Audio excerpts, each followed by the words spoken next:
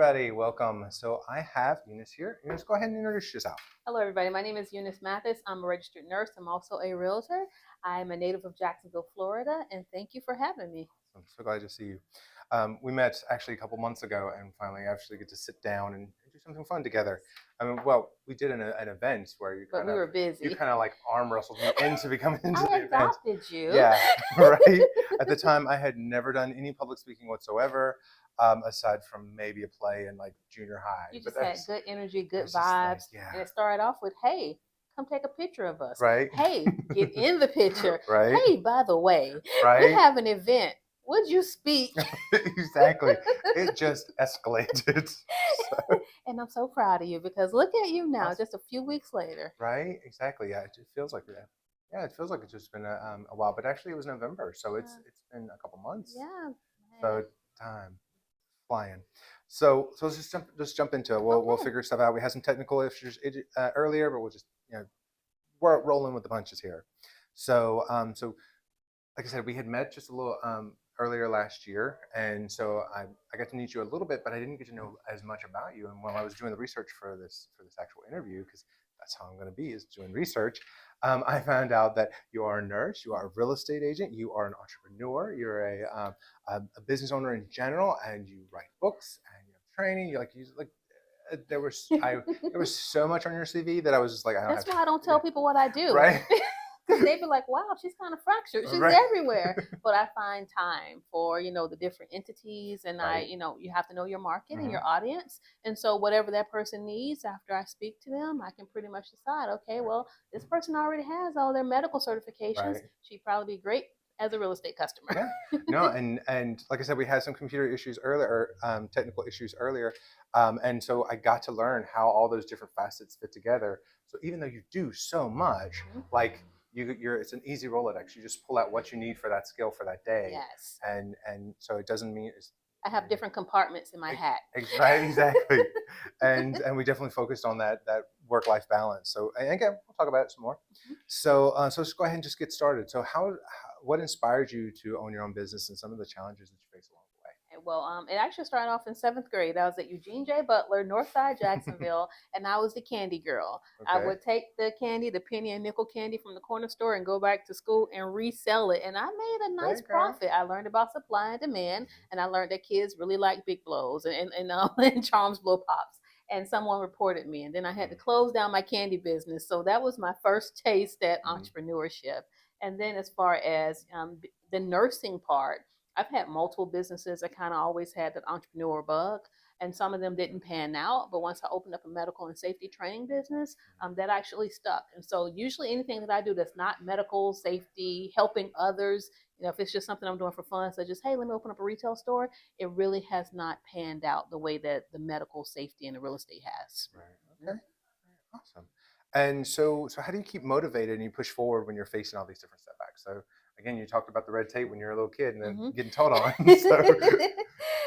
I just have this, I can do all things through Christ who strengthens me. I'm not afraid to fail. I fail forward. Right. And I think a lot of people, they put this image on to where they have to be perfect. I am so imperfect. I'm going to make my mistakes, but I'm going to learn from my mistakes. I'm going to keep pushing. And so even if one business does fail, what can I take from that business to utilize for the next business? And so I think that's just what motivates me. And because I'm so honest, it actually attracts people to me. Absolutely. Awesome. And so let's get to that work-life balance of like, how do you deal with the demands that you have of all your different businesses? Like you said, you do wear so many hats, and you also want to have a personal life. So how do you balance this?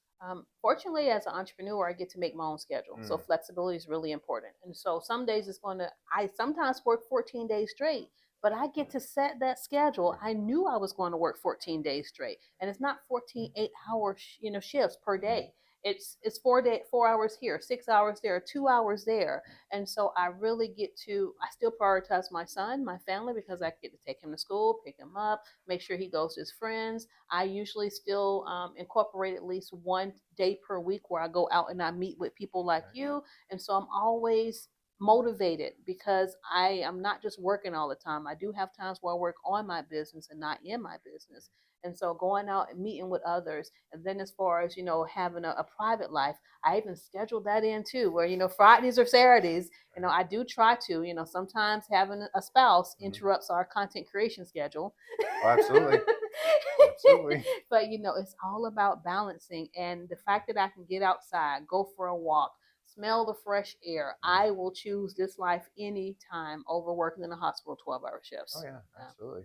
I really like where you said that you like to work on your business, not in your business. Yes. So definitely, I definitely appreciate that. That's a great, great tidbit to kind of hold on to. Especially as an entrepreneur, because we work in our business so much, we got to take that time away. Yep, absolutely.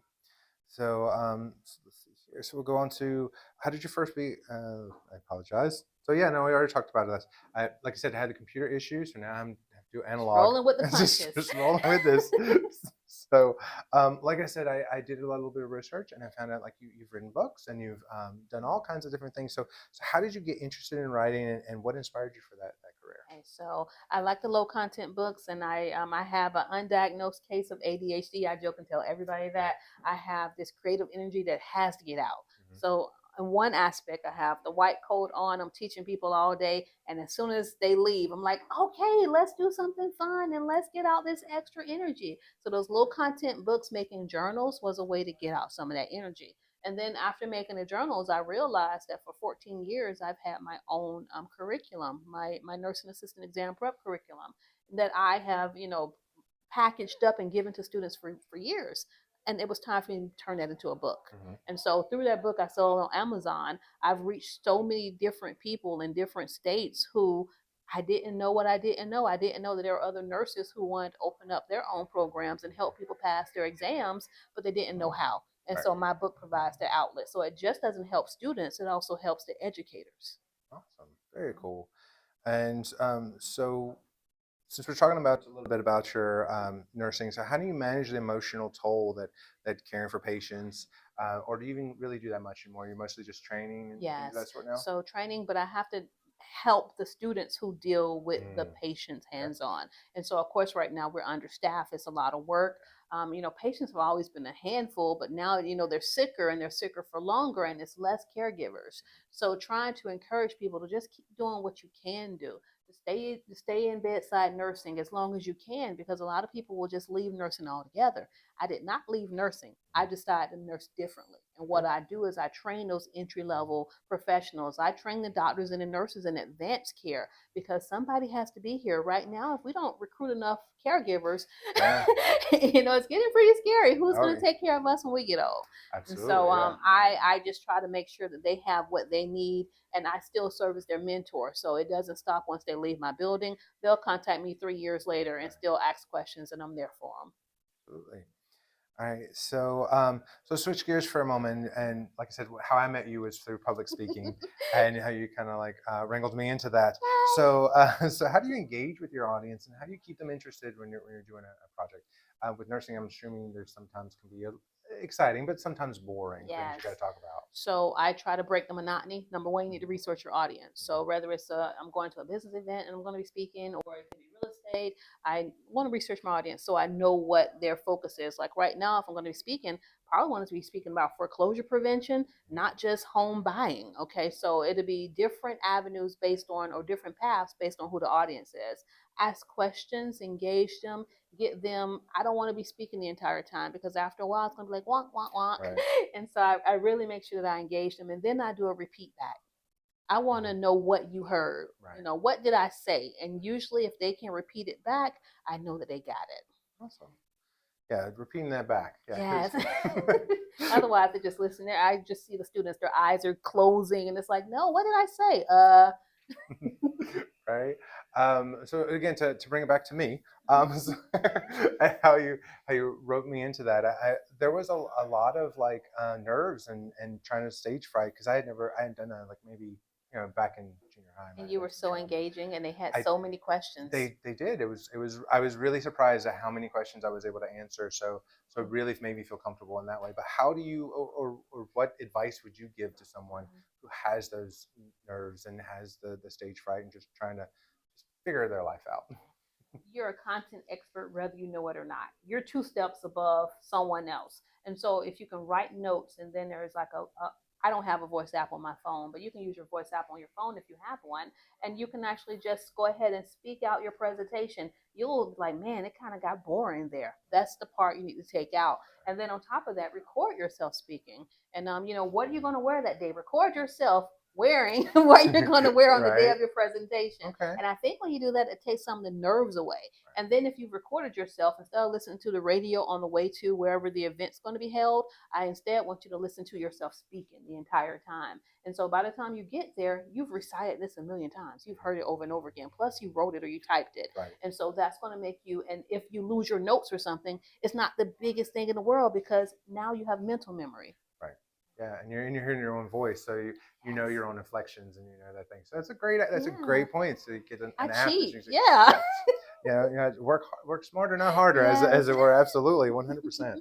So so let's see here. So going through my notes, and we'll go into the. So how do you measure a success with speech? So you kind of touched on that just a little bit as far as like the engaging and things like that with the feedback. Is that like how do you engage? I mean, how do you measure like seeing them actually utilize something that I stated? So if it was a tidbit, or like with you, it's like, okay, it was just something about you. I gravitated towards you. It kind of lassoed you in, and so she's had really good energy. And so now seeing you actually have your own podcast, and just knowing that a few months ago you didn't even want to be in front of the camera, didn't want to speak with people. And so as I am mentoring others, especially business owners, and just telling them to just press record. Your hair doesn't have to be perfect. Realtors, you don't have to be perfect. I intentionally did not wear my fancy suit today because when I'm out here engaging with my audience, I usually look like a nurse. And so that's what they're comfortable with. So wow, the nurse who trained me, the nurse that I know and I love, she's also a realtor, and she can help me buy my first home or my investment home. And that speaks wonders because they're already used to me. Right. Awesome. Very cool. And so let's see here. So I apologize. I'm trying to go through and mark this down. What I've already, because normally I would just hit next. So he's young. He forgot about paper and pen. I did. I was like so computer and digital. I was all like, "What's paper? Paper analog?" So yes, as a good instructor, you have some paper absolutely. somewhere. So I had some paper. So I'm just gonna have this here. That way I can kind of keep up with that. So so we'll go ahead and you've already touched on it a little bit. So we'll we'll just flow into the next part of your careers, and I say careers because you do so much. Yes. So what got you interested in real estate, and what's inspired you for that career? So the market crash 2008, I probably had 5 different investment properties at the time, and some of them were commercial. So even when I was younger, in my 20s, I was able to buy commercial property. Awesome. But being a nurse and having that extra income, I didn't have any kids, so I'd go work and invest in land, invest in a building or what have you. And so I had those properties, but my tenants lost their jobs. And when they lost their jobs, of course, I couldn't hold on to these properties. And so I've always known that real estate was a good avenue to build wealth. And so that's how I initially got started with real estate. And so since then, of course, I had the foreclosures. I filed bankruptcy to clear those foreclosures off of my credit. I rebuilt my credit. And so now I have 2 commercial properties and also a residence. And what I found with the commercial property while dealing with the zoning department in Jacksonville and just researching and talking to other business owners, there's not a lot of women or brown business owners who actually own their own properties, commercial properties. And that surprised me. Like I didn't know what I didn't know. And so when I'm telling them things that I'm experiencing, they only experience it from the tenant level. And I'm experiencing it from the owner, level. And that really encouraged me to go ahead and to get my real estate license because I want to help them not just lease a building that will pass code. Because somebody will lease you something that isn't ADA compliant and now you're stuck fixing it. But now I want you to think further than that. I want you to be saving up your money so that you can actually buy your first commercial property. And so that's my goal in being a realtor. Awesome. And so how do you process working with clients and you find that perfect home or a perfect property? You mentioned some of the commercials and things of that sort. So how do you find that for that person? find out what their motivation is, find out what their needs are. So it's really, I think you mentioned it once, it's like you're interviewing each other. Because if I can't give you what you need, I'm going to refer you to somebody else. Right. But during this interview process, like I was speaking to someone yesterday, and they said they wanted to buy a commercial property for $20,000. She doesn't know what she doesn't know. Right. Yeah. And it's my job to educate her. And I let her know that even if I did sell you something for 20 grand, it more than likely wouldn't pass inspection. Yeah. And so, and you want to make sure that if you're out here helping people, you're just not giving them what they want, because sometimes what they want is going to be a money pit. Yeah, absolutely. Yeah. It's a whole part of the aspect of being a real estate or being a mentor in general Yes. is letting people know, hey, this thing that you really want is you need to know all the aspects of that before you just jump into it. And a knowledgeable consumer. Yes. Absolutely. Yeah. Knowledgeable consumer. That is a great phrase to be, because you really have to just got to focus. And speaking of focus, let me go on to the next question. So, so when so what do you feel that is the most important quality for a successful real estate agent to possess? Being approachable. Okay. And I know it sounds strange, but we have that in spades. So. Yeah, being approachable, because sometimes, as a real estate agent, they'll have on the suits, and I understand you want to look the part, but for someone else, someone who's middle or lower income, that can be intimidating. So being approachable, knowing your audience, knowing how to speak to different people and different ethnicities. And I just love the way that we just work together. Oh, yeah. I tell you, I adopted you. You're like my cousin now. Right. Exactly. And so I think that's just like really important, being approachable, being able to answer those questions, even the lower level questions. When she asked me about a $20,000 property, a commercial property, I didn't kill her dreams. Right. Yeah. I told her what needs to be done so that she can build her business, and then maybe be able to afford a property that would pass inspection, that would be able to get the permits put on it. Yeah, because especially in the market that we're in here, $20,000. No, like Amazon.com. Exactly, Amazon.com. Like you're looking at a she shed at Home Depot. That is our current situation. So it's good that you're able to point out that, like, I know your budget is here, but your dreams are here, and we need to get you closer to that so that your reality is closer to without that. squashing her. Absolutely.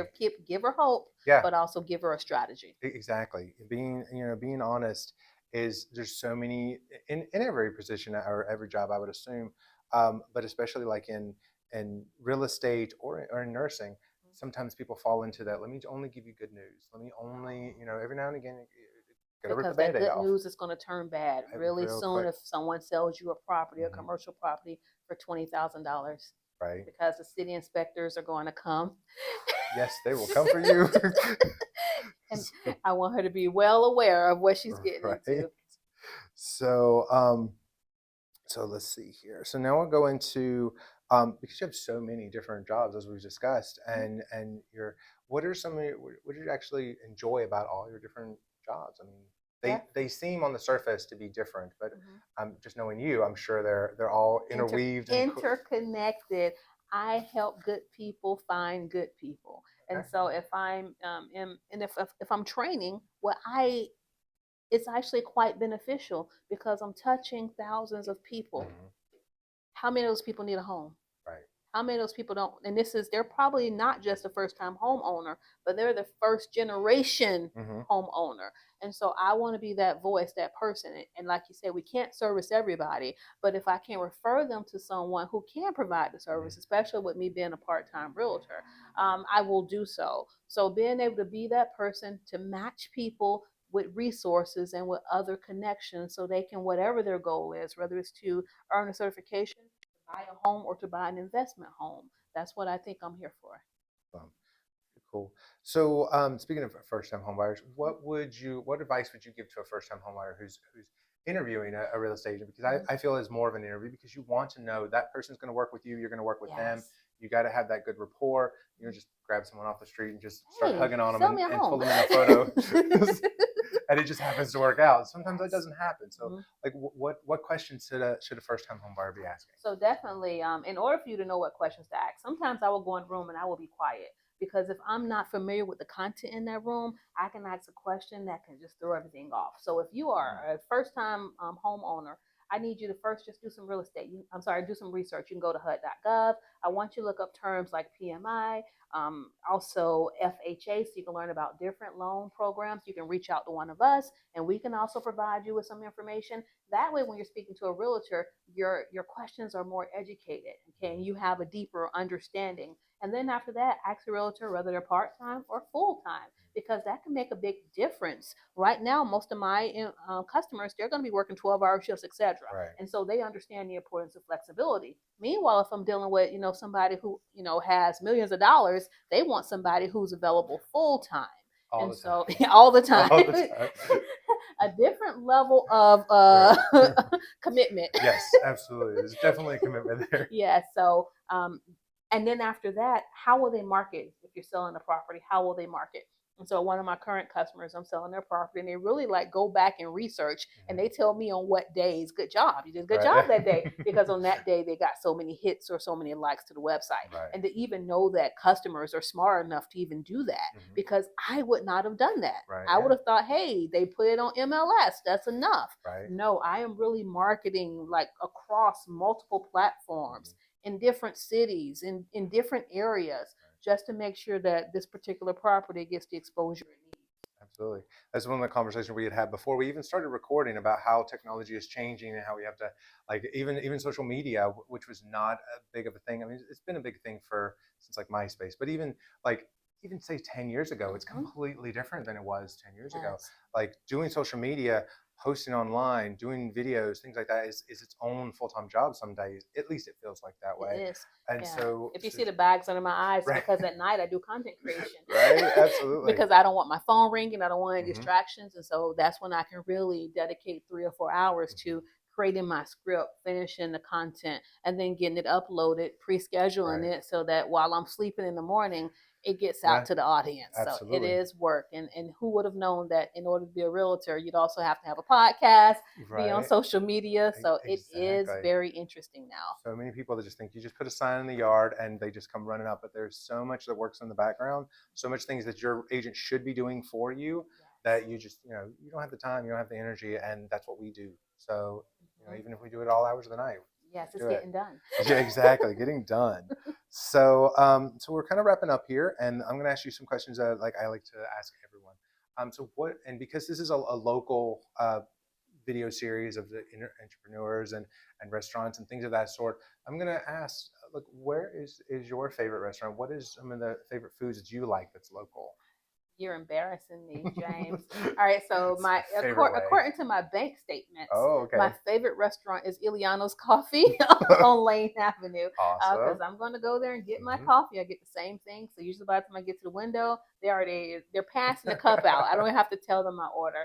And then I have to get a shout out to my local bartender as a young child watching Cheers. I was like, this is the boringest show ever. It's a whole bunch of adults who just sit at the bar and talk.